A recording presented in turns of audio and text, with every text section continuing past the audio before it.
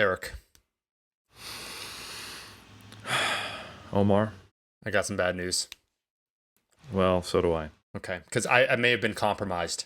Again. It happened again, man. I told you that if you get a Mac, you're far less likely to have issues going to the websites you go to.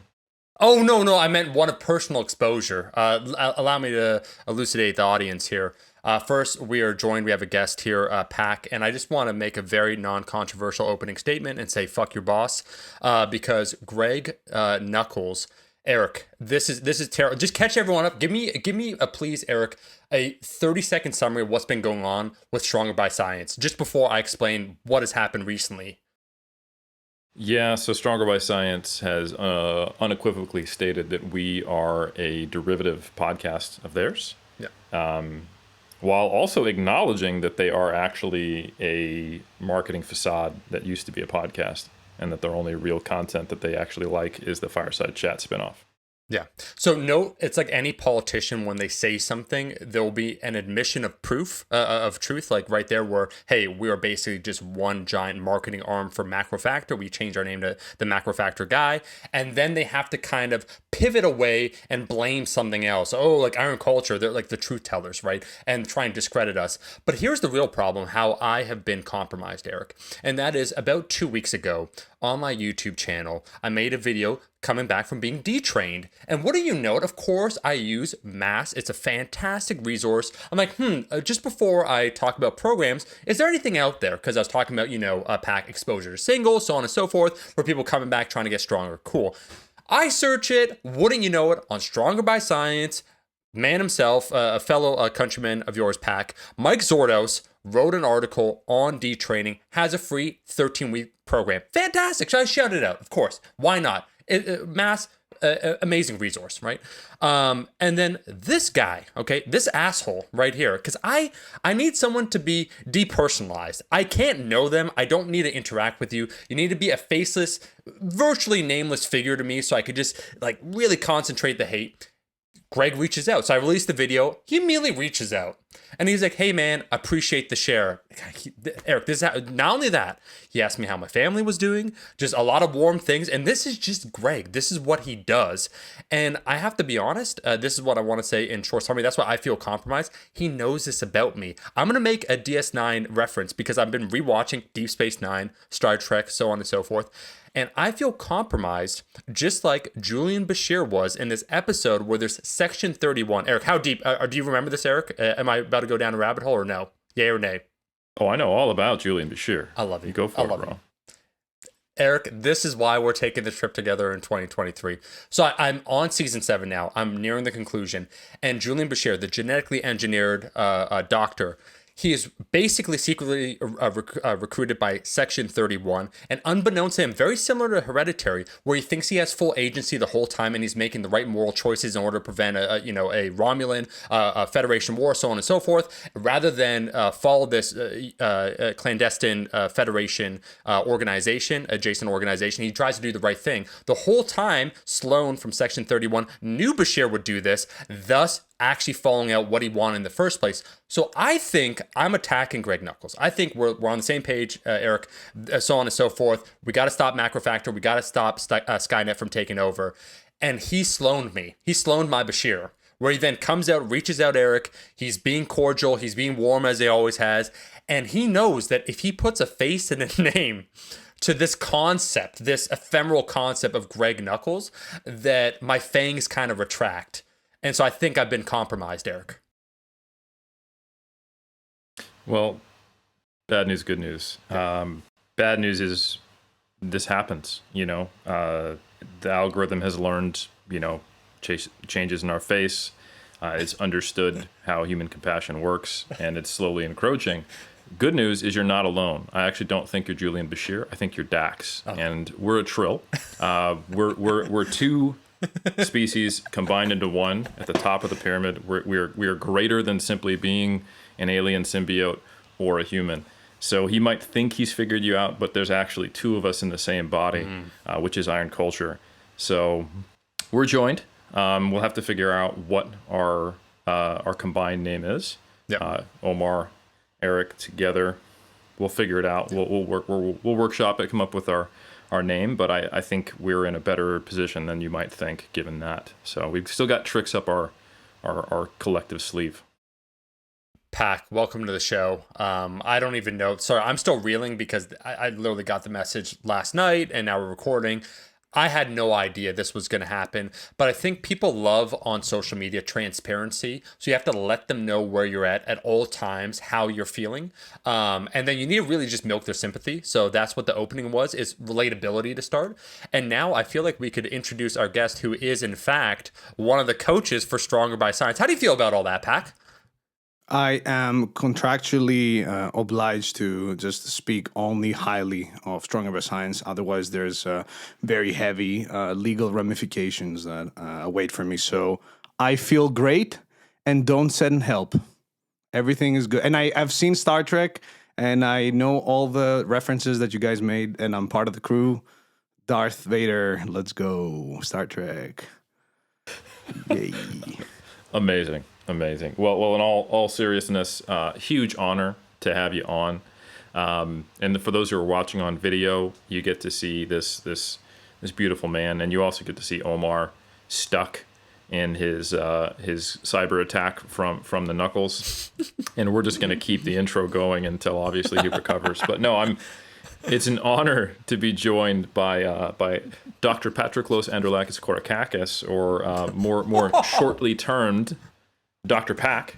For those who don't know, I met Pak when he was a young PhD student in 2018 at a great conference in Finland at the University of Jyväskylä, where myself and none other than Dr. Eric Trexler had the opportunity to present alongside with a lot of other legends in the game. I mean, we're talking about people who have been around way longer than myself and Trexler. Hakkinen was presenting there. Dr. Stone was presenting there.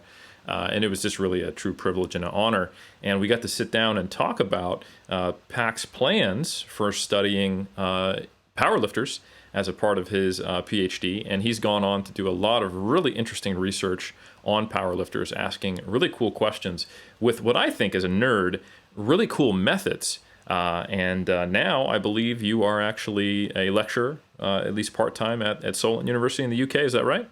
Yeah, I do lecturing and research mainly as a hobby, as weird as that sounds. I love teaching, but coaching is my full-time gig for Stronger by Science, whether I like it or not. At this moment, my physical safety is in danger, so I'll stop mentioning the three letters that start with S and B and S. But yeah, research and lecturing at Solent University here in beautiful Southampton in the United Kingdom, where the Titanic left from. That's the only thing we got going on for us here.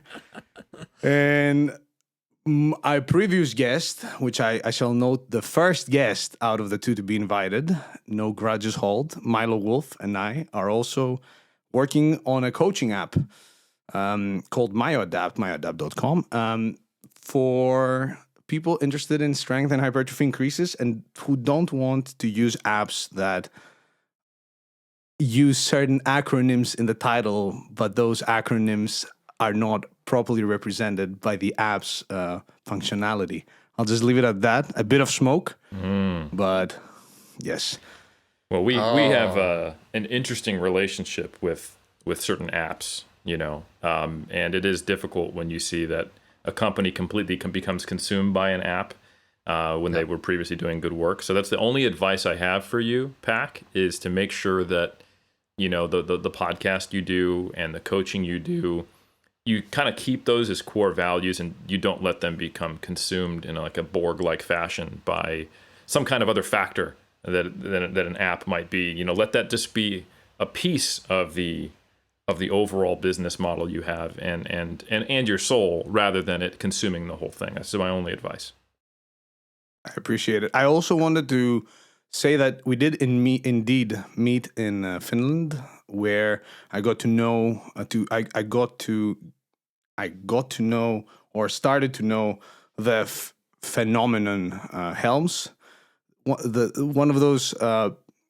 That's something I wanted to say on air, that Eric is one of those people that he's one of those what's the catch people. He's either actually that good of a person, or not a bad person, but like a serial killer. So it's like it's either that or something extreme. But yeah, Eric has been one of the guys that, although not related in any way or obliged to, has helped massively with my development as an academic and as a lifting researcher and enthusiast. And yeah, I wanted to have that on record here on your podcast. So yeah, allow me to also just take this jumper off and Stop, Pack.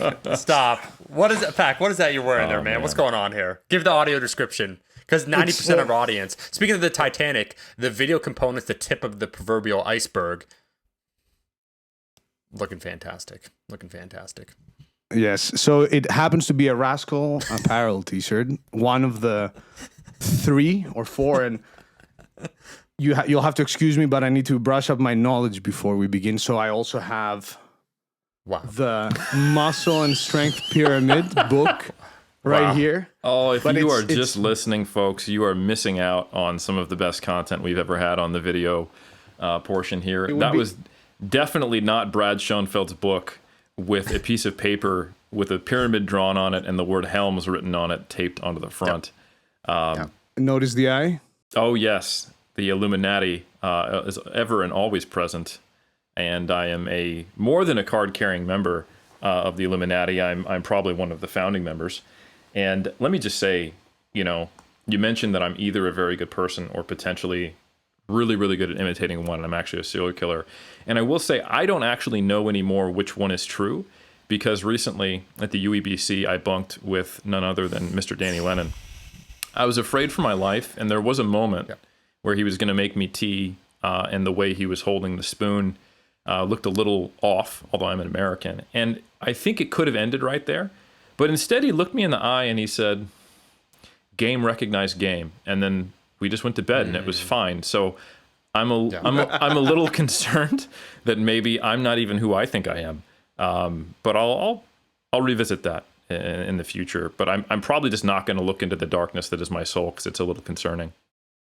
Eric, Pack, before we get into the minimum effective dose for strength and a bunch of other topics to cover, we need to have an intervention right here. Eric, I need to confirm that this is you and not, in fact, Danny Lennon, who has skin grafted Eric's face onto himself, that this isn't a face-off scenario, a seminal classic, a cinema spectacular known as Face Off with John Travolta and Nicolas Cage, where they trade faces.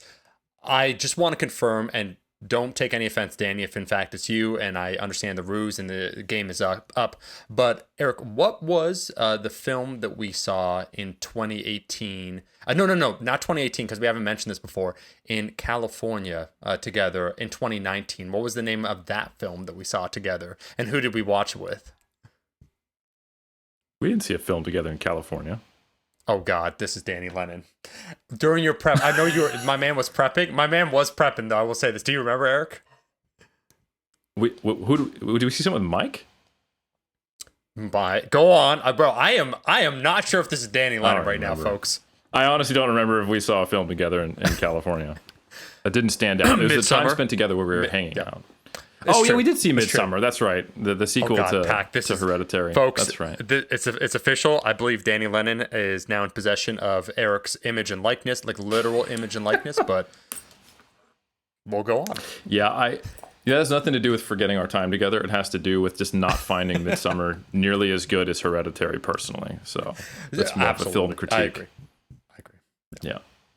And being disappointed that there was no connection. I really wanted there to be some hint that actually they were worshiping Paimon, but I think they just kind of went with the normal kind of standard, hey, typical pagan gods are actually pretty scary when you get into the history of it. But anyway. Exactly. It's a good thing we have timestamps, folks, because we had a few bits all combined into one with a good flair of ADD, but we really do want to get into the science on this one. And it looks like Pack needs to do a little more. So we're going to continue into this bit. Pack, what do you got for me? I just wanted to say that I'm feeling a bit cloudy at the moment, so a bit of sort of fresh, steadily released energy would really help. And what else could provide that other than Elemental Formulations, Utopia X, Extreme Focus, Pink Lemonade. Jeez. Oh, wait, this is closed. Let me grab the other tub that is open. And I also wanted to say, and I will say it because I feel like you guys should have said it, I'm going to address certain people that complain about the banter at the beginning. The good Dr. Helms and Omar have produced enough free content and continue to do so, and are also friends. I think they deserve their 10 to 20 to 30 to 40 to 100 minutes of banter at the beginning. There's timestamps. Please use those. And please don't complain about the banter at the beginning. I find it highly offensive. That's it. I had to say it, man. I remember on one of the last episodes, you were like, yeah, a guy hit us up and said, I used to not like the banter, but now I like it. I'm like, bro, it's two friends chatting. Just skip to the free content if you want. It's all there. And you know what? I appreciate it. And where there's smoke, there's fire, and you were spitting it. And I'll just say that there's two options podcasts can go. They can either monetize and slowly become a commercial with podcast breaks, and we've seen some podcasts go that route, or they can not monetize and they can eventually become hanging out and chatting with a friend with podcast breaks. And we're still in the golden era where we're actually a podcast that follows two friends hanging out, making jokes that maybe a few people also appreciate. And I think just remember that you're in the golden era right now. We only have, 20 minutes of time that you need to skip by before you get to the content. Eventually, it will be 20 minutes in total of actual useful content with a solid hour and a half of just banter. And once we get there, then you can start complaining. But we're not there yet. And when you do start complaining at that point, we won't pay attention because we're too busy talking. Thank you. Exactly. Wow. All right. Now we're going to enter the podcast phase of the podcast, folks. So I wanted to get Pak on for not only just one topic or two topics, but probably 3 or 4 topics. And it means that he may not be a one-time guest. Mm-hmm. But I think it's really useful for us to kind of give people a little bit of background on what you did your PhD on, because I think that is probably some of the most impactful work. As we know, the quote-unquote minimum effective dose is hot right now, and we are going to talk about that. But I think more so I want to talk about some of the methodological considerations that went into that and how I think they're a underutilized approach to science for such a niche sport where so much can be learned from the trenches. So let's first just, if you could give people the background on what you did your PhD on, and we can talk about that, just to get people up to speed. For sure. I really appreciate that comment. And it's really, really refreshing to hear that we're going to talk about the methods here, because I do agree with you. There's a lot to be learned in the trenches.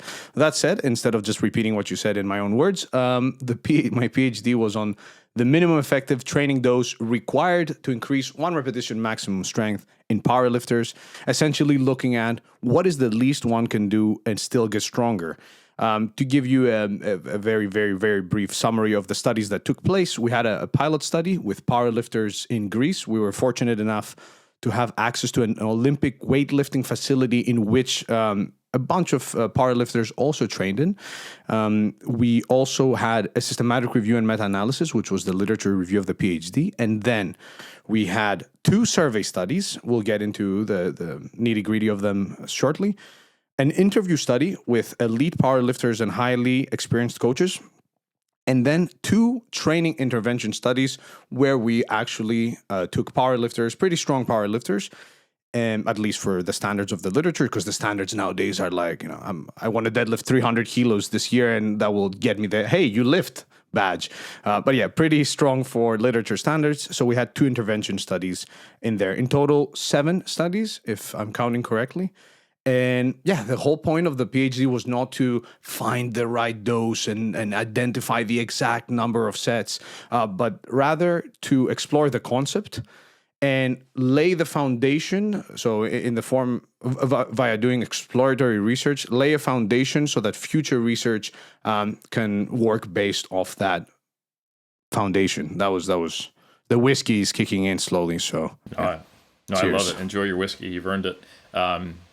Yeah, I think it's a really useful concept because it's not just, what is the minimum effective dose to see, any progress in a resistance trained population or untrained population, which has a lot of value, and we can talk about that.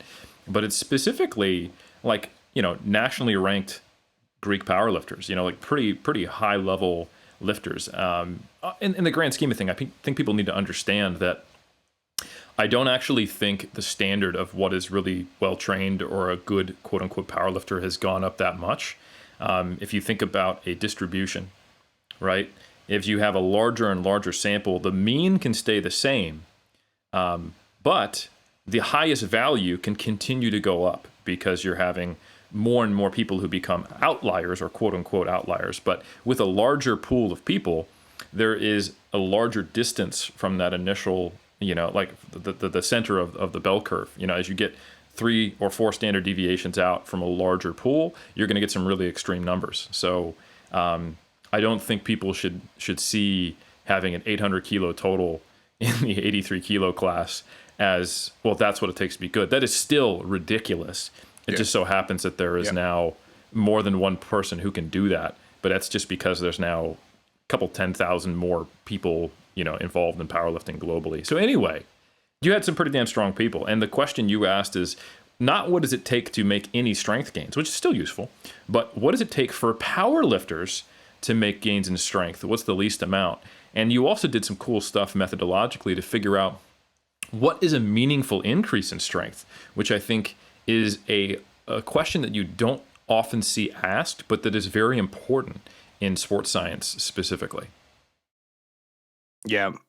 So I want to shout out the great doctor and associate professor, Dr. James Steele, for coming up with this methodological approach we came up with it together, but he helped as the stats genius that he is, he helped me refine it, because the way I would have approached it would have been a bit different. The outcome would be the same, but I would essentially not do it in the most appropriate way statistically.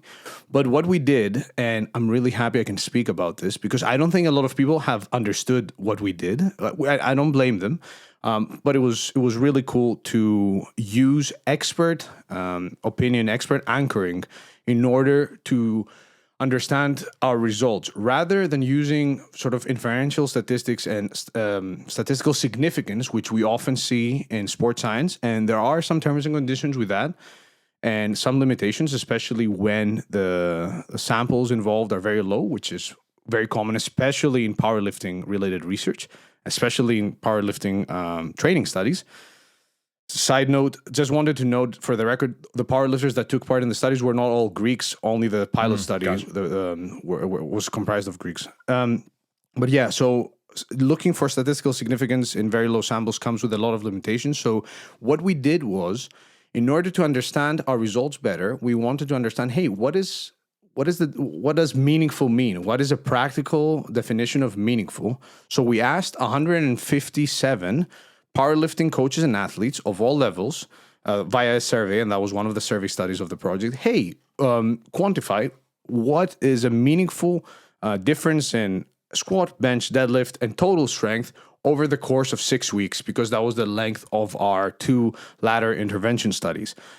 And then, in order to double check that, what we did is we looked at openpowerlifting.org and looked at some data that was available, and saw and compared essentially what the coaches and athletes said with data from openpowerlifting.org and IPF competitions, and looked at what increase is required for somebody to move up one ranking, one ranking per year. So to sort of sanity check what we got out of the survey study, because it could have been that we asked 150 random coaches and athletes and they all said, hey, whatever, X amount of kilos is a meaningful difference for me, and that happens to be completely off reality. And then we use that to calculate the probability of the groups that did the training that we had them do, of them falling either within what the coaches and athletes regarded as meaningful, exceeding it, or falling short of that, versus saying, hey, there was a statistically significant difference pre versus post in terms of the change of an outcome. I love this approach, because it isn't just what is the least amount to make a significant within group pre to post change using null hypothesis testing, which is really just going to be related to what was the baseline mean and the baseline variation or variability around that mean, the standard deviation, and then what was it after, the period of training. It was specifically going, all right, if we're going to speak to power lifters and powerlifting coaches, and by the way, to give you a lot of credit, you talk to some pretty high level, very qualified coaches and some very high level athletes. You get the credit for that because you were the hookup. Well, I get the credit for everything. So well, just folks, if you could send your thank yous to me, and actually, if you could send me your PhD, I'd appreciate it. I was about to take it off the wall and just erase your name.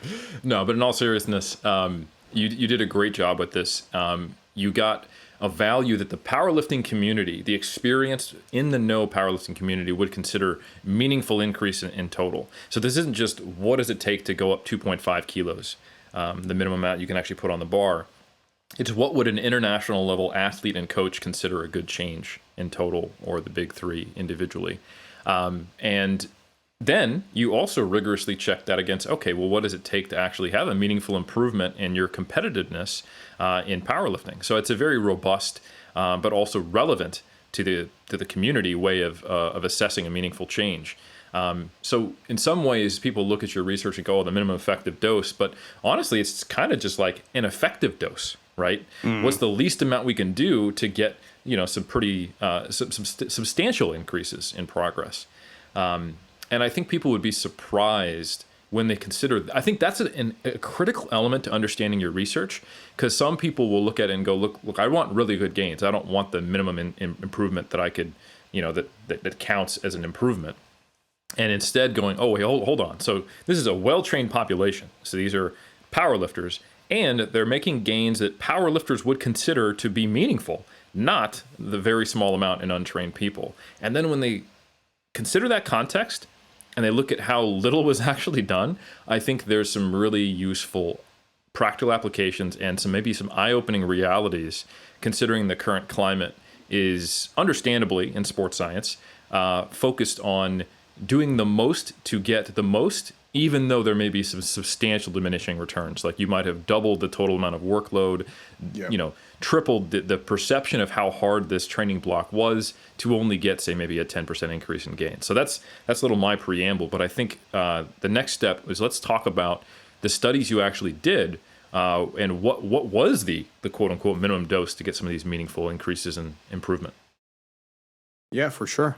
And I think it's also worth noting that a lot of people, when it comes to evidence-based fitness and strength and powerlifting, when we're talking about optimizing strength or hypertrophy, we don't really know how much more we're getting out of doing more, whether we're getting more in the first place. So it's essentially placing a bet and saying, hey, I am a pro natty bodybuilder or competitive powerlifter. I'm willing to do whatever it takes. But don't be fooled and think that whatever it takes is a well-established truth where we have, studies and studies with powerlifters. In fact, the studies of my PhD only, I think, make up 70% of the literature on powerlifters in terms of training studies, right? Using actual power. And I'm not saying it as a flex. I'm saying that, hey, this is a really, really limited area of research. So just the terms and conditions apply. Further diving into the Dunning-Kruger Valley of Despair. And yeah, nothing means anything. So continuing so we started with an interview study where the good Dr. Eric Helms helped me by connecting me with a lot of really high-level coaches and athletes. So we had 28 people, 18 coaches, and 10 athletes. The athletes were elite powerlifters. And just to give you some numbers, we had females and males complete the study, because what came out of my literature review, which I'll mention shortly, is that there was no study on the minimum dose and women as it pertains to squat, bench, and deadlift strength. But we spoke to some female athletes that had a mean total of 460 kilos, plus or minus 58. 39 of those were IPF national champions, 2 national bench press records in the US, and we also had an all-time world record holder on total, on deadlift, on bench, and 4 IPF world record holders on various sort of total SBD, etc. And the males were also pretty strong, 750 kilos of their mean total.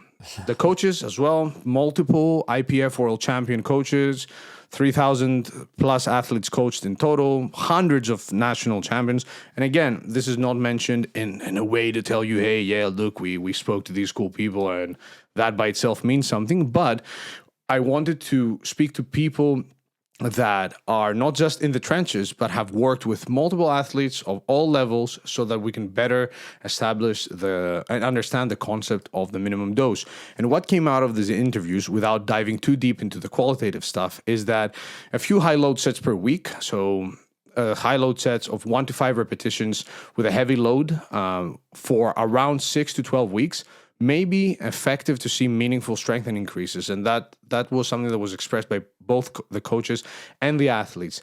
There were other themes that came out from these interviews, like, the concept being an interesting concept and important to ensure long-term success.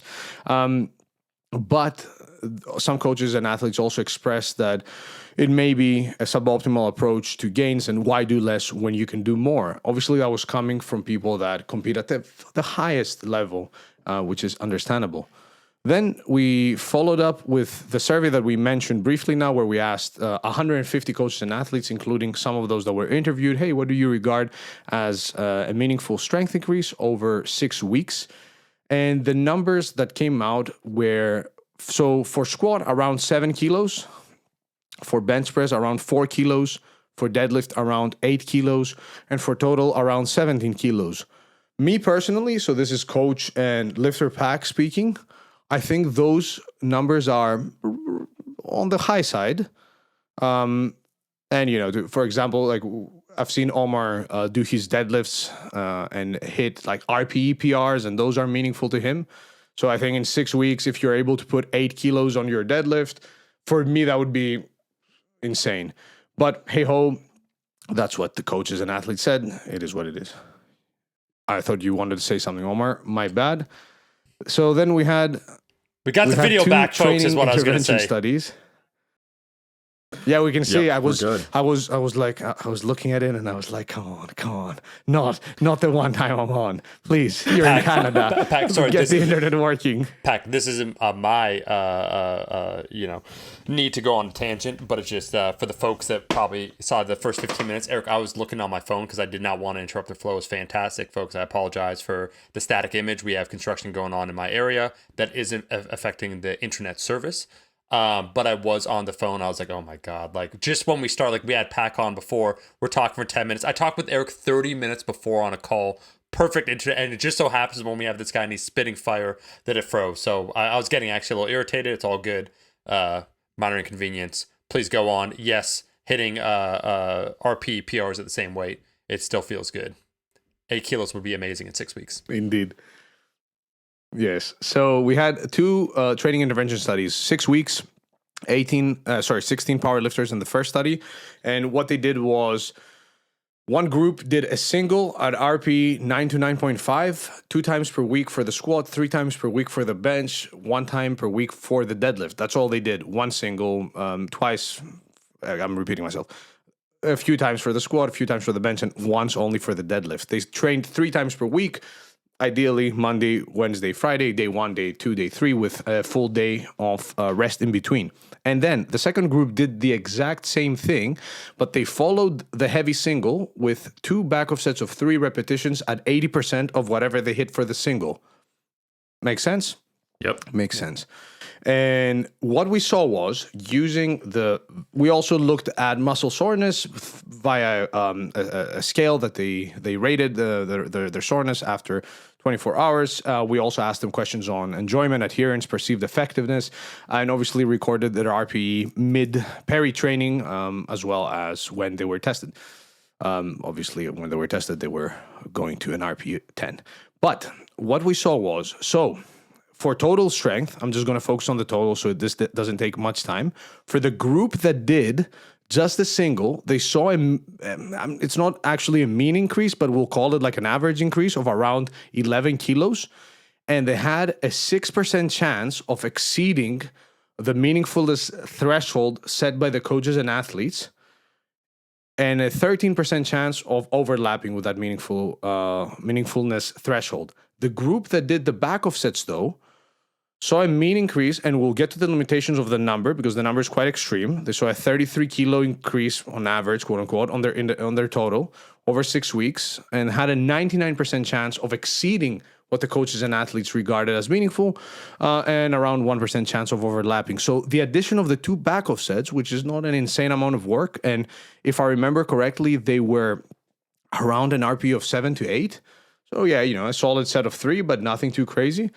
That made a huge difference in terms of their gains. And then, last but not least, in terms of the intervention studies, we had the same group with the back-off sets. So obviously other powerlifters doing that. 9 powerlifters only, unfortunately, because of the pandemic. So that cut our data collection short. So we had 5 and 4 per group. The one group was singles and backoffs, and then the other group did an AMRAP set at RP 9 to 9.5 using 70% of their pre-test 1 repetition maximum strength.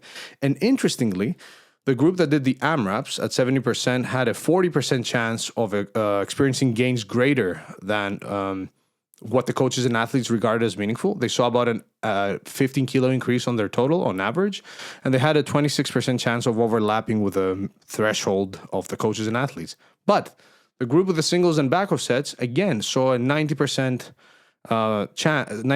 chance of experiencing gains that were superior to what the coaches and athletes said was meaningful, with 26 kilos on average-ish on their total, and around a 6% chance of overlapping with those. Now, I wanted to mention a limitation that I don't think I've highlighted enough, and I haven't highlighted on the paper, which is understand that these numbers may not necessarily reflect all-time PRs in those lifters.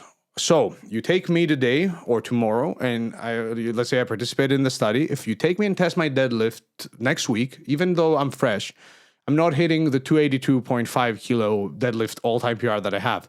I may hit a 265 kilo deadlift. And then after 6 weeks of very specific powerlifting-oriented training, solely focused on squat, bench, and deadlift, you may retest my deadlift, and I may get a 2.5 kilo all-time PR. But the increase that you will see for the sake of the study may be 15 to 20 kilos. So some caution is needed when interpreting those results, and don't think that, hey, 6 weeks, anybody is going to be putting 30 kilos on their total. Now, I knew some of the participants personally, and I did see experienced lifters hitting all-time PRs and 5 to 10 kilo PRs, but I think that that's an important limitation to highlight because we don't want to be out there giving people false hopes. And yeah, sorry, Eric? No, I love it. I think it's really interesting, and just for people to put that in context, the singles group is literally just doing 3 bench, 2 squats, 1 deadlift, working up to a single at a near max, right? Yeah. And then the back off group is doing the same thing, and then just doing a couple triples at 80% of that single each time. So that's a total of, in the group that had a very high chance of having more than meaningful gains, a total of 9 sets of bench, 6 sets of squats, and 3 sets of deadlift, with almost all, with the total number of reps being like really low. Like the deadlift group had a total number of reps of 7 reps per week, of actual working sets. So just to kind of put that in context, this is how long did one of these workouts take? Let's take the day where did they have an SBD day where they did a bench, squat, deadlift? No, it was squat, bench, deadlift, bench, squat, bench. Awesome. So the longest session was probably deadlift, bench, maybe? I mean, they're probably the same. Essentially, yeah. Yeah. So how long would these workouts take? It depends on how strong the athletes, how strong they were, because we did have some guys that were pretty strong, but they would take anywhere from 30 to 60 minutes, depending on how one was taking it, how slow the session was. So would you say probably slightly over 2 hours of training per week on average? Yeah, That would be fair. Obviously, keep in mind that the context of the study did not, it wasn't people that were pressed for time necessarily. So they took their time. But if, let's say, you were somebody who just wanted to be in and out, you could do these workouts in 30 to 40 minutes, unless you're some world record holder powerlifter that is extremely strong. But I think if we told, hey, your average intermediate level competitive powerlifter could spend slightly over 2 hours per week and improve their total more than what most powerlifting coaches would consider a meaningful degree, I think most people would say, like, no, I don't think that's true, Mm-hmm. And so I think this is a relatively eye-opening finding, and it is unfortunate that that last study got cut short a little bit by COVID and only had a handful of participants. But what was the N in the one where you compared just the singles to the singles and back off? So is that a fair number of participants? Yeah, it was a fair for sports science. Sure, it's a double-digit number. Yeah, it's 16 people, 8 and 8. See, that's like a legit science in sports science. But yeah. But yeah, no. In all seriousness, though, I think it's a consistent finding. You found it with both a moderately sized group and then a small sized group, and I just think it's really cool that you had that in such a niche population. It took time to recruit these participants, so I understand why. Like, being behind the scenes, it's very understandable why we have so little research on powerlifters. Like, keep in mind, this is all I did, and I was blessed enough to have a full-time job unrelated to academia or this simultaneously that allowed me to work from home. But it took 3+ years and some funding in the form of a donation to recruit 30 people essentially for studies that were relatively attractive. So telling a powerlifter, hey, come and nearly max out every week, is not the worst proposition. But yeah, I totally understand why we don't have so much, why we don't have almost any literature on powerlifters doing actual training intervention studies. And we had a last study, which was a survey study with IPF national level competitors, at least minimum national. They could have been also international level competitors. We had to verify their powerlifting competition results for them to take part in the survey, where we asked about whether they've experimented with the concept of the minimum dose and some specifics. I won't bore you with the specifics, but what was really cool to see was that the majority of respondents had not experimented with the concept. And because they wanted optimal results, or they had not thought of the concept before, or they did not want to experiment and risk progress. But 90% of those that were surveyed expressed that they would consider occasionally utilizing such an approach if there was more evidence around its effectiveness, which was super, super cool to see.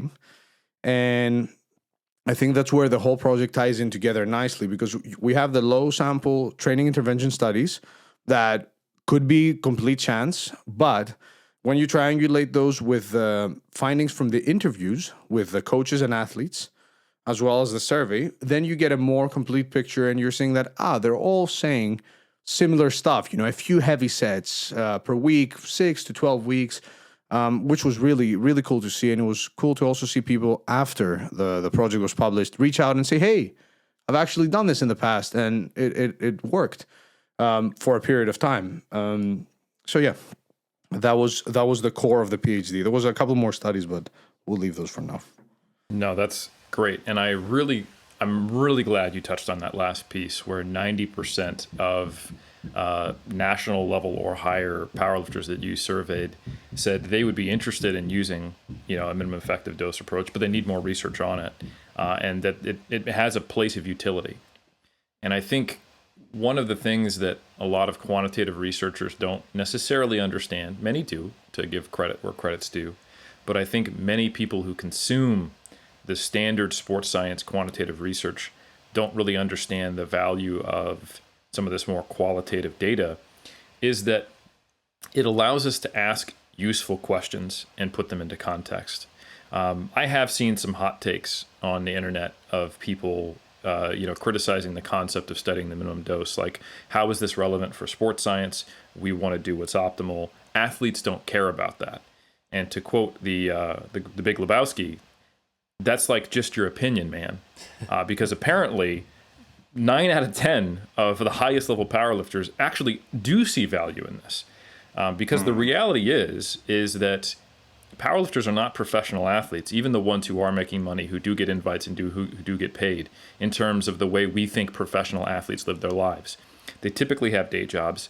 They often have kids. They are getting injured sometimes. They might have to travel. And there are times when they want to progress, they want to move the needle forward, or at the very least, they don't want to regress. And there's also times they might need a mental break or a physical break. And they're simply just trying to hold the line while they recover. And as we've talked about on Iron Culture before, injury rates are low for powerlifters, but ouchies are relatively high. There's a cool survey by Strombach and colleagues that came out a few years ago that basically found that at any given time, 2/3 to 3/4 of powerlifters are experiencing pain or something that wouldn't quite rise to the clinical definition of injury that is forcing them to manipulate their training in some way. They're training around something.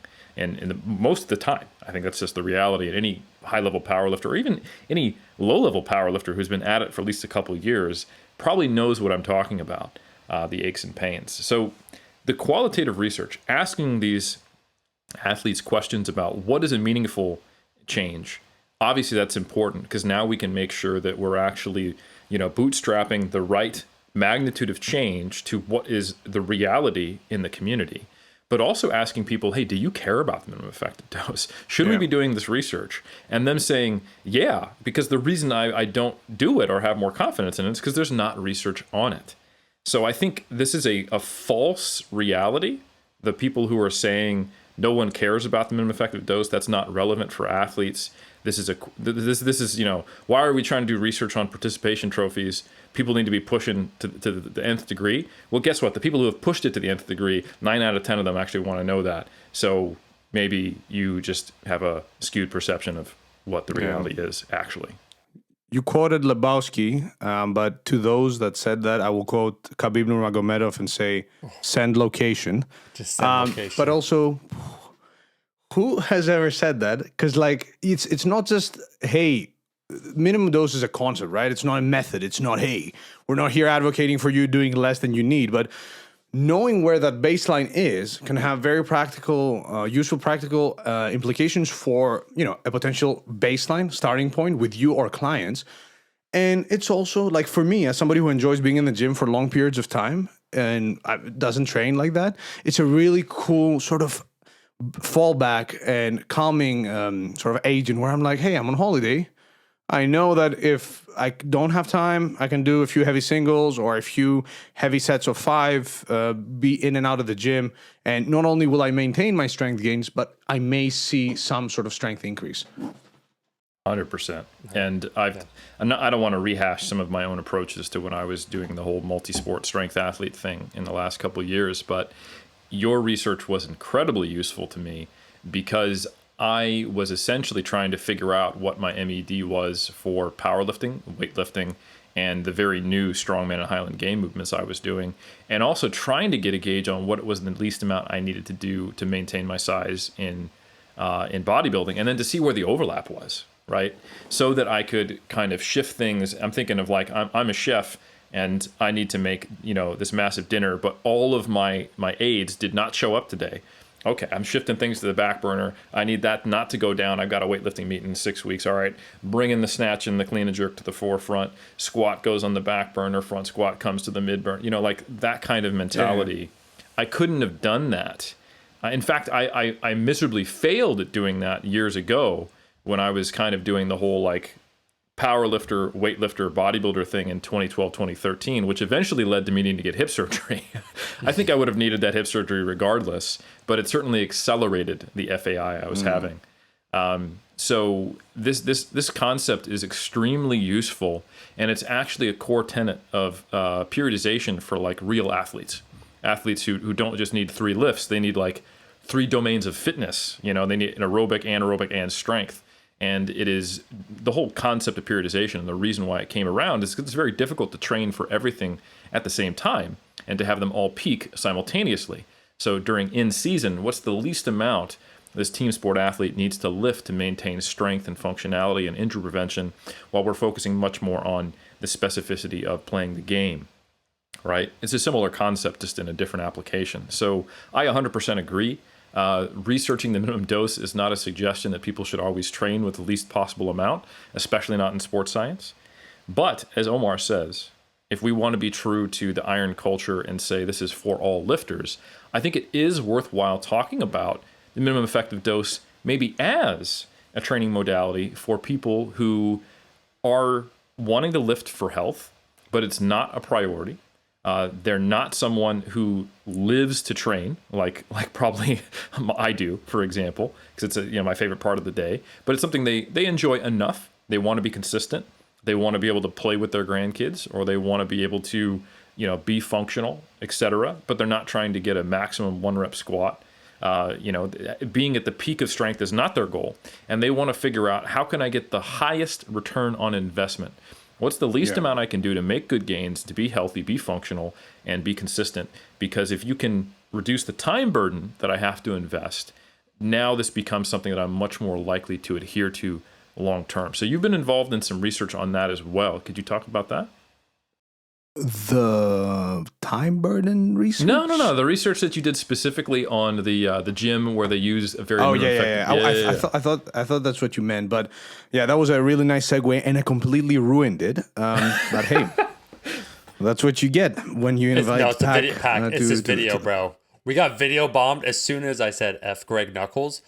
Everyone will know 3 minutes in, our video just started freezing. There's a little bit of lag. It's not your fault. Yep. Yeah. That's a great comment, and I think that's an assumption that we often make as I like to call us the freaks, and I do research for the freaks, the people that love lifting, and I care for my deadlift to be 300 kilos, even though it has zero effect on my quality of life. If anything, it may cause me to be in pain for a few weeks, but we must not always assume that, hey, everybody is out for those extra 3 kilos on their bench or their deadlift that may take a year of gaining weight and training really hard. Some people just want to be big and strong, and you can achieve that by doing much less than people think. Now, there was a study that was led by the, again, good doctor and associate professor James Steele, that was... Well, we had access to data from a gym company in the Netherlands called Fit20. It's not just in the Netherlands. I think they're in the UK as well. And essentially we had access to, just to compare with our 16 participants, we had access to 15,000 participants and 7 years worth of data. And essentially, the motto of that gym is 20 minutes of resistance training per week. Only a handful of exercises, one set, 4 to 6 reps until momentary failure. So until the point where you're unable to perform a concentric repetition. And essentially, what we found when we looked at the data is that over the course of the first year plus, those participants saw a 50 to 60% increase over baseline, which then plateaued afterwards, but increased by 10% over another 7 years. But keep in mind, we're not talking about minimum dose here. We're talking about, hey, bro, I came in the gym, something came up, I gotta go. I've used that joke on another podcast as well, but I think yours will come out first, so you win. But, it's not even minimum dose. It's super, super minimum dose, 20 minutes per week. And those average individuals, I would argue that they were still getting at least some of the health benefits that resistance training can offer. And the fact that they saw strength increases and managed to maintain those strength increases even though they were aging, because I think the mean age was around 45 years of age or something like late 40s. So the fact that they were aging and their strength was not declining and it was plateauing but slightly increasing, I think that was extremely interesting. And in resistance trained individuals who are not powerlifters, when we did our meta-analysis, where we had the opportunity to be peer reviewed by a very handsome reviewer who shall remain anonymous. We found that in resistance trained individuals, a few sets of 6 to 12 repetitions performed 1 to 3 times per week per lift were enough for them to see significant increases in strength. So it's not just singles and back of sets and SBD, but rather a few high intensity of effort sets with relatively heavy loads are more than enough for somebody to get stronger, at least for some period of time. Mm. No, I think that's great. And to bring in a little bit of a history element, for those who don't know who Arthur Jones is, they might have heard the name kind of tangentially in the bodybuilding space. He's the founder of the Nautilus machines. He's also the founder of high intensity training, the idea of HIIT, which is doing a single relatively heavy set to failure, no more frequently than once a week. In fact, if you kind of watched some of the more extreme versions of it, it was like once a fortnight. But so machine training, heavy to failure, and then next time you go up in weight. Each time you're able to hit the target reps going to failure. F20 is basically the legacy of Arthur Jones. And while I don't think it made a ton of sense from a bodybuilding perspective, you know, for those who aren't aware, like Mike Mentzer was kind of the bodybuilding face of HIIT at a time, and he was like Mike Mentzer versus Arnold. It was the first time that there was the big volume versus intensity debate. And of course, since we brought up Dr. Steele, I mean intensity of effort, you know, proximity to failure. I don't mean load. I don't want to make anybody mad. We got to use the right definitions here. The nomenclature nomad, Dr. Steele. But in all seriousness, I think it's just really interesting to see that even though HIIT took things too far, it became a little bit like a cult. And it didn't make sense for applications of I'm trying to grow as much muscle as humanly possible. Although it does work if you throw a lot of D-ball in there, as shown by some of these 70s and 80s bodybuilders. From a perspective of what do I need to do to have some pretty, like a couple years of significant, meaningful increases in strength and probably some muscle mass as well, and then to maintain that, it's not only a viable method, but it seems to be a pretty effective method that is very, very time efficient, which is a barrier to entry for a lot of people in the fitness space. And as much as I love our evidence-based crew here in the lifting world, and I think it's really kind of neat sometimes that a lot of us bodybuilders / evidence-based communicators / academics or powerlifter turned academic are kind of leading the space, and we have all these really good insights and we can share our perspectives from both being in the trenches and in the field. I think sometimes our personal desires to get as much out of ourselves as possible to reach our personal potentials in size, strength, or both, it does color the research a bit. And I think the average person who is intelligent enough to go, you know what, I want to find the science-based approach to lifting, they're probably going to get an exaggerated perspective on what is a useful or meaningful dose to train. You know, like some people have bought my book, The Muscle and Strength Pyramids, which you definitely have a copy of, and it's not Brad Schoenfeld's book with a pyramid taped on the cover. Beautiful. I think they have gotten the impression that like 10 plus sets per muscle group is the minimum needed or what you should do, and forgetting that the book is targeted at bodybuilders and powerlifters, the muscle and strength pyramid, you know.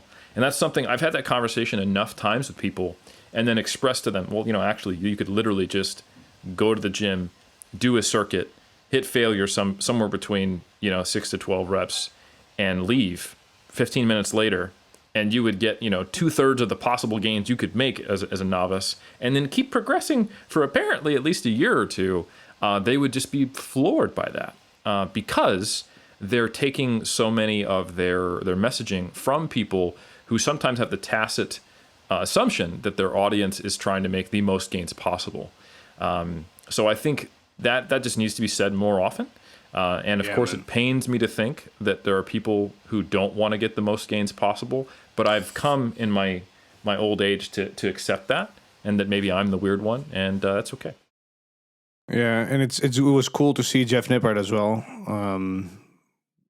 promote the concept. It was very refreshing to see it on a mainstream platform because exactly, man, like if you're consistently lifting, and instead of aside from being time efficient, it's also mentally less heavy to go in, do a few hard sets. Those sets may be 2, those sets may be 4, those may be 6 per week, and just make sure you're progressing over time. Like if you're somebody who wants to look big by average people standards and be strong for daily life, and just like if you think about it in percentiles, and that's what I think people don't do, is like with that approach, do that for 10 years and tell me that at the end, if you haven't been eating and sleeping like an absolute a-hole, that you won't look relatively jacked for a normal person, and you'll be really strong for your day-to-day life.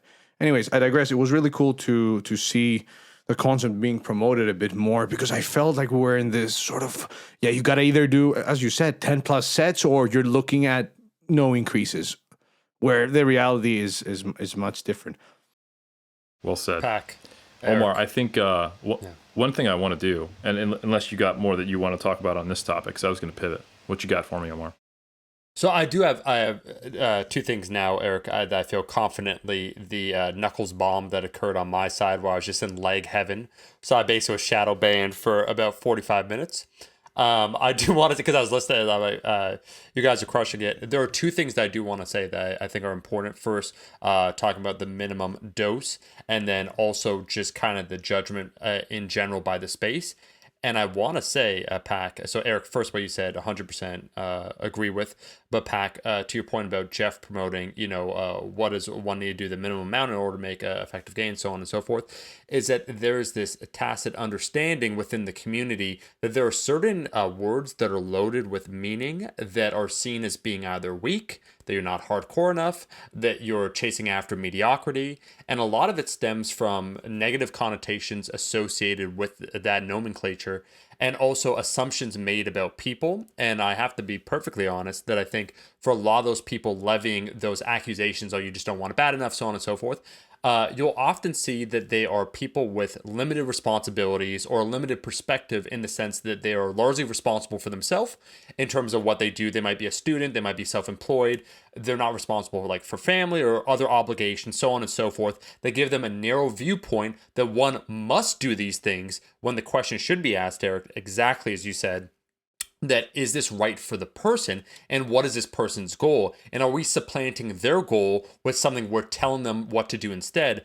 And I remember this whole time, actually, so shout out to Mike Israel, where I see this guy training hard, doing a whole bunch of things, like he on the RP channel, posting and so forth, that it became a meme outside of him, that the whole concept of training hard within the community, and that's like Mike was a great example of someone who really pushes himself, that if you want training to a certain level as judged by your peers, a very limited group of peers, then you aren't training effectively, and there's severe judgment, and thus like how that kind of spirals out of control. Then people feel that they must perform to a certain level, and if they don't, they're not seen as being hardcore enough, so on and so forth. So you just extrapolate that out, and all that to say that I think, Eric, what is most encouraging, Pak, about the research is that sometimes, if you quoted the Big Lebowski, Eric, that sometimes, let's quote Yngwie Malmsteen here, how can less be more? More is more. The concept that sometimes the minimum dose is the maximum effective dose for someone, and that I think I genuinely think the word minimum, and that's why I love Pak with what you did with your PhD, where it's like, it's not minimum, it's just a word that is heavily loaded when we think about it, right? That what is a meaningful difference that can be attributed to this training that someone would view as being beneficial. So it's defined in such a way that it has a utility to it. And so I think in the first place, the people that don't have this overarching goal of, oh my God, like, yeah, I want to, deadlift 300 kilos or whatever, but I do want to make substantial progress, that we shouldn't nullify their position all in the chase of what's optimal, but also, Eric, to your point, 2012, 2013, something I do want to rehash is myself, your boy right here. I've gotten in front of myself too many times in my lifting career where sometimes had I been equipped with this knowledge in 2014, I can certainly say that my path back to some of my pursuits would have been shortened, where I was too blindsided by that all-encompassing, I must do what is optimal. I am willing to do those things. I'm willing to be in the gym for 3 hours. Had I known, Pak, that there was a research, and that's why 9 out of 10 elite lifters, and why am I not surprised, said that they would incorporate this, or this is useful. This is something that is notable for them, that when I had my first hip injury and I was trying to come back and I was struggling to come back in 2014 and I was trying to figure out the right dose. Had I known basically, hey man, you know what, if you do like a top single and then you just do a little bit of back off work, like, so do a top single at 9, back off 15%, do something at an RP 8, a triple, so on and so forth, 1 or 2 sets, and that would maintain you. That would have changed my entire paradigm. I came from a position of scarcity instead. And I think a lot of lifters relate to this. And I think the utility of what you did can't be, understated, in the sense that had I known that, my approach would have been different. My chance of reoccurring some of the aggravating issues at that time probably would have been minimized because I took a volume-based approach. And even lastly, last bit of anecdote, just to put some respect on your name and what we've been talking about right here. If it's been influential, your research to Eric, then by proxy, it's been influential certainly to me, because I consulted Eric in 2020 when I was just a variety of things, pandemic happened, so on and so forth. And I'm not trying to get my N equals 1 sample right here, but I utilized something very similar to just doing a top single on the squat and then a little bit of back off sets. And what do you know, your boy hit a squat PR doing that. And even now, Eric's known this for the last year and change with my elbow, where this elbow right here doesn't quite straighten all the way. I've been making progress on the bench press, on the deadlift, so on and so forth. And if I had my prior belief system, which was tethered to there's a certain amount of work that needs to be done for this to be viable to either maintain or gain your strength, man, it would have changed everything. And so you can be a victim of your own paradigm, I think. So to those that just think it's minimum versus maximum, I don't think that's the right viewpoint at all. Off my soapbox, gents. I'm done. And that was some of the harm that was done by the single versus multiple sets beef in the science world, because instead of just viewing single sets or the minimum amount you need to make gains, or just low volume training as sort of, okay, let's not put it in a corner and try to pressure it into being the best thing in the world, because that then changes the context of the discussion to, okay, what's the best? And then what's the best? Oh, more is the best, but the best may be this. Sorry, I'm showing, even though people are listening, the best may be, a 5% difference or a 10% difference.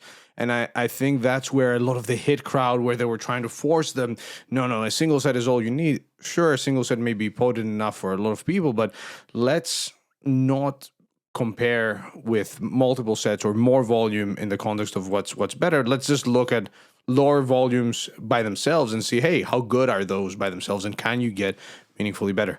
All right, enough of the minimum dose. Time for your pivot. Sorry, ADD crew. Honestly, I mean, it may just be that it's better served in another episode, because we're definitely gonna have you back on.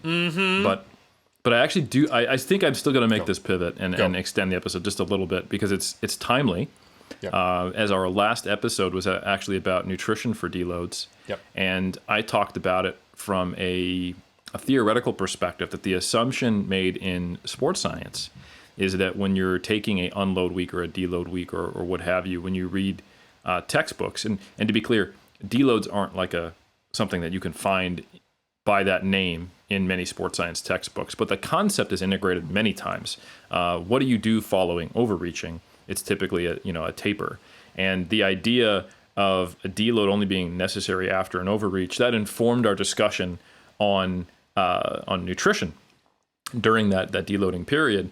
But I think what is really cool, for those who don't know, is that Pak, you're a part of a project where you did some interviews with coaches, athletes, asking them about what does a deload mean to them and what are the typical practices. Because I think this is one of those things that you can be talking about one thing, but other people might be looking at it differently, might use it in a different way or for a different purpose. So talk to us a little bit about the deload project.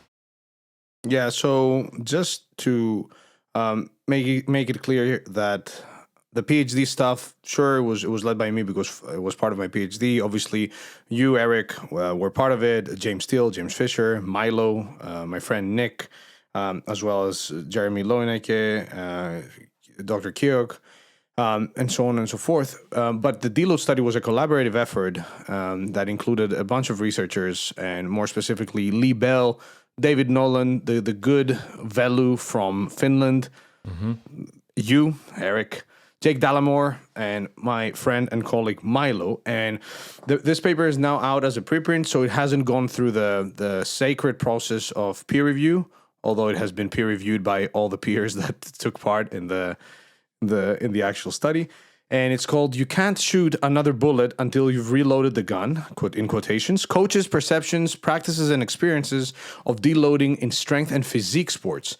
So what we did, I'll give you the TLDR, because if we dive into the whole paper, it will take quite some time.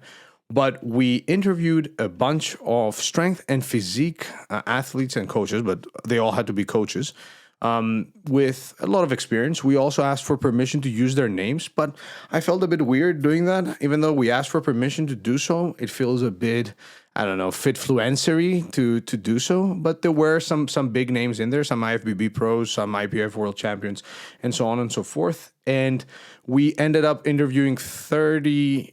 So I did all the interviews. There were around 30 people that were interviewed, but 18 made it in the final. So after we sorted everything out, 18 made it into our analysis. And the summary of the categories and subcategories that came out of the interview, so the themes and sub-themes, we had definitions, we had the rationale, and the other category was the application of what the coaches and athletes said. And just to give you, again, an overview, just a summary of what came out of this, is that when it comes to the definition for deloads, a lot of so I'm trying to do the summary now, but because this is a brand new paper, I'm like, okay, what am I going to summarize first? But what was interesting was that, as we know anecdotally, the definition of a deload is a an intentional period of reduced training difficulty, a period of intentionally reduced training stimulus, or a temporary intentional reduction in workload.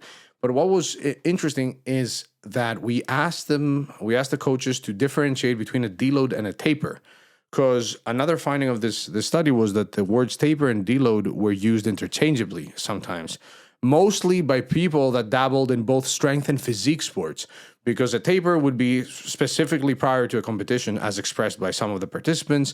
A deload is something as you do as part of the training process. A taper is something you do immediately prior to competition.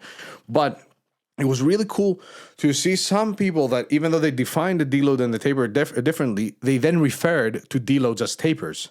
And because I did the interviews, I remember who those two people were, and they were both bodybuilders and powerlifters. And that was cool. In terms of the rationale, people said that deloads are used for fatigue management and recovery, for progression. And in terms of their application, they mentioned that they would reduce training volume by anywhere from 30 to 50%. Obviously, again, I'm giving you the very, very TLDR version here. Intensity of effort would be reduced by increasing reps in reserve, or by decreasing load. Again, there's a bit more to unpeel there. Training frequency was something that some coaches touched on and said that they would not mess with training frequency. Others said that they were not completely opposed to taking time off. But at the same time, it's not necessary to reduce training frequency. In terms of duration, people expressed that a deload would usually be a week, but it doesn't necessarily need to be so. It could also be a few days. Exercise variation was an interesting one. Some people said that, hey, this is an opportunity for athletes to experiment with other exercises, but at the same time, you need to be wary of introducing too much of a novel stimulus that may cause recovery issues. Then they also touched on proactive versus reactive deloads, and the majority of participants, or at least a good amount of participants, mentioned that they liked to use reactive deloads and that they didn't think planned deloads are necessary. But there were a few that said that they typically pre-plan deloads for athletes, and if they have a new athlete that would pre-schedule like a deload on the 5th week, just because they're still figuring stuff out. So in terms of some practical takeaways, and I'm doing a bit of a disservice to the data here because this was qualitative research, so there was a lot of quotes and a lot of stuff that was explored in the paper. So I urge everybody to have a look and check the paper if they want. It's free, and it's the full text is available. But in terms of practical applications, training frequency, usually that won't change much as relative to normal training frequency. Training volume, about 30 to 50%, achieved through a decrease in either repetitions per set or by a reduction in number of sets per workout. Intensity of effort should be something that is addressed by increasing proximity to muscular failure or by removing repetitions or load. Exercise selection, again, you could play around with stuff, but don't go crazy. Usually 5 to 7 days for duration, and for pre-planned deloads, anywhere from 4 to 8 weeks if you're pre-planning your deloads. Woo! You did great. Fantastic summary. In contrast to the minimum dose cassette tape, that is like a cassette tape, this was, I think, the second time I discussed this on a podcast, so you caught me off guard there. But yeah, no. It was really cool to explore. No, you did well, man. I think you did a great job exploring it. And what were you going to say? What was cool about it? It was cool because we were talking with James, shout out James for the 25th time, about common belief versus common knowledge in in our niche. And deloads are one of those concepts that are presented as common knowledge, when in reality they're more common belief, in the sense that we don't have any direct research looking at deloads on in the context of strength and physique sports. And there's one study that is coming, or that will start soon, by Schoenfeld et al., by one of his master students. So this is the inside scoop. I'm not sure if I'm supposed to say that. But in terms of actually knowing much about deloads, and when you YouTube deloads, you see videos with like 500,000 views. There's one by Jeff Nippard. It's something that one would assume that we really, really know a lot about. And the reason behind this project was, let's again lay the foundation, exploratory research, and then we can do hypothesis testing on top of that. But yeah, it was really cool to see, to hear those coaches and athletes, or coaches and athletes simultaneously, express what they expressed. And I think it's really valuable to do this type of work because it creates better connections between the literature and the sports scientists and the community who consumes it. Because there are many times where practices of athletes make it into the peer-reviewed literature. And there's also times where, I don't want to be the guy who's always like, oh yeah, the athletes are ahead of the science. It's like, well, no, sometimes they're far behind it and doing things that don't make sense. But it is certainly I would say a symbiotic relationship, much like the Trill in DS9, to where the athletes are doing things that they've collectively as a community landed on thinking, hey, this is probably a good idea, that sometimes has not actually been even defined or even adopted as terminology in the scientific literature. And it makes it harder to understand research when you read it or to apply it. And it also makes those who are a little more siloed in the research as sports scientists and not too connected with the community less able to produce meaningful research. So the reason why I wanted to bring up the deloads is not only the timeliness of the last episode that we had, but also because I think it is important work to make there fewer barriers to scientific application and fewer barriers to good science being done by ensuring that we kind of bridge some of these gaps and we have a more unified lexicon, if you will, the actual terminology we use, understanding of things. And that's actually something, again, shout out for the 26th time to James Steele. I can joke about how he sometimes he harps on specific terminology or word usage, but it is important to make sure that we are speaking the same language per se, so that we're answering good questions and that people can actually take the science and understand what it means and then potentially use it to their benefit. So anyway, the good news is we've got my master's student, Kai Homer, who's doing a great job with these timestamps now. Mm-hmm. So he'll be able to link the preprint in the notes for anyone who wants to take a look at it. Also have a link to the Frontiers paper that we discussed in depth that has all of, the vast majority of your PhD on the minimum effective dose. And let me just say, I think this has been fantastic, really interesting stuff.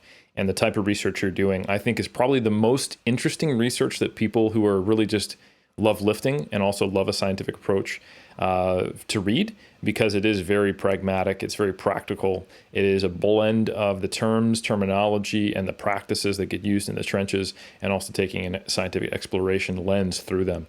So I think if you're used to reading papers where they're talking about MVICs and EMG, null hypothesis testing, and you're trying to figure out, well, okay, so there was a higher MVIC after the isokinetic dynamometry training in these untrained postmenopausal women with type 3 diabetes. What are they talking about? Type 3 diabetes, best kind. You got to check it out. But nonetheless, if you're struggling to get through a scientific paper and you don't understand how it applies, you're going to love reading some of Pak's work. And the work that he's been involved with, to give credit to everyone else, because I think it is very, very much trying to connect the world of science with the world of application. I'll leave it there. Thank you. Or even better, read the Mass article, September issue 2021, where that was summarized. Get the subscription now. Plug that in. Get your Rascal apparel. Get your pyramids. Pak, good sir. One. Let me profess my love for you. You're coming back to for another episode. This has been absolutely fantastic. 2, don't bring that show bullshit on Iron Culture. I know your boss, the Stronger by Science guys, great. It's like ingrained in all y'all's DNA. Like, you're obligated every 30 minutes. We have to sign for it. Yeah. Hey, Pak, you don't have to. I'm just saying, bro, you don't need to promote our stuff. It sells itself. That's what Eric and myself did. We spoke to each other. We said, hey, we're never going to make money on this. We held hands, and kind of like Thelma and Louise style, we rode off into the sunset. That's what we do. You don't need to promote our stuff, bro. That's right. That's right. And if you want to read my next article about why you don't need to promote your stuff, definitely check out mass.com. Yeah, that's right. That's which is not even the right website. As the training partner of Dorian Yates once said, for the mass. That's right. Hey, 100%. And I wanted to shout out Pak real quickly for the 27th time. Then James Steele. I grew up watching his adult films. I'm pretty sure that the performer is the same as a sports scientist. And I just want to say he's been a huge influence in a variety of different ways. So it's just cool how full circle this is a true story. Huge influence. Huge influence. A huge. HYUUUGE. That also Pak. I've known Pak on Instagram, and then when Eric said, "Hey, I thought it was like Doctor, like something like Anderson Pak as an example, right?" To go on, and then I saw, I'm like, this meme guy right here, this guy right here. I'm like, this is fantastic. It's different. This meme guy. It's when Zach from Data Driven Strength. I met him in person 4 years ago. And when Eric said, "Oh, let's get Zach from Data Driven Strength," I'm like, "Oh, that's Zach." I'm like, "Man, I met Zach 4 years ago." I was talking smack with him about Alan Thrall, jokingly, we're just joking around. I'm like, "Oh, that's the guy." I'm like, "Oh, that's Pat. This is the guy doing the research here." The guy with the banner they can't even see on video in the background. The guy with the deadlift bars behind him. I love it. Full circle. Shout out to Zach and the whole DDS crew, top guys, top researchers as well. A lot of cool stuff coming from their way soonish as well. They're knee deep in data collection, but yeah, really cool people. Awesome. Yeah. No, I love it. And now that we've managed to sneak in an adult film reference, I'm going to go ahead and close this episode out before it gets any worse, because it's already been good. Yep. So, Pak, let me just say, is there anything else you want to say about anything we've discussed that we might have left out or that I monologued over? And we'll go from there, and then we'll close it out. Yeah, the one thing I want to say is that although the research we've done is cool and all, and I did it because I thought it was cool, it's important to recognize the limitations involved in those studies, interpret the data with caution, treat the minimum dose as a concept rather than a method. You don't necessarily need to go and do the singles and backup sets the way the people in the study did. And at the same time, understand that a lot of the stuff that is coming out from us and from other people in the context of powerlifting or physique sports must be interpreted always with a grain of salt, and we must be open to changing our mind, but also not necessarily adapting our practices 100% to whatever the data says. So I think that's something that is not promoted as much. And although I'm cool for the research to be out there and gain some recognition. I don't want to be the guy that says, yeah, our 2 studies from 2021 where we proved that a single is all you need. It's, it may be that that's all you need. It may be that you need a bit more, but yeah, that's it. I'm sidetracking again, so I'll leave it at that. Thank you for having me. Absolute honor, even though Milo was here first. I think I did much better than him. Shout out to Milo. A big hug and a kiss to my good friend. And I'm just kidding. I couldn't have done better than Milo because he wasn't there by himself. It was with Dr. Alisa, where I forget the last name. Yep. Joy Spence. There we go. That's right. Who was also, I cannot reveal that information, but she had helped in some of the minimum dose research. Wow. We got all the inside researchers on the podcast, folks. And Pak, thank you for taking your time to be on. Really appreciate you speaking to your research and also those very important qualifications at the end. Terms and conditions, as you like to say. Terms and conditions always apply. 100%. Omar, with that, I think we can close this one out, my friend. Absolutely, man. Yeah, and I will end on a high note and just say it is genuinely refreshing, Pak, to see yourself, to see Milo, to see Zach, the folks at Data Driven Strength, the upcoming generation really carry the proverbial torch. Because sometimes when I look at YouTube, it is a wasteland. It always has been a wasteland, but you make your own fire. Like there's a few people, shout out to Jeff Nippert and so forth.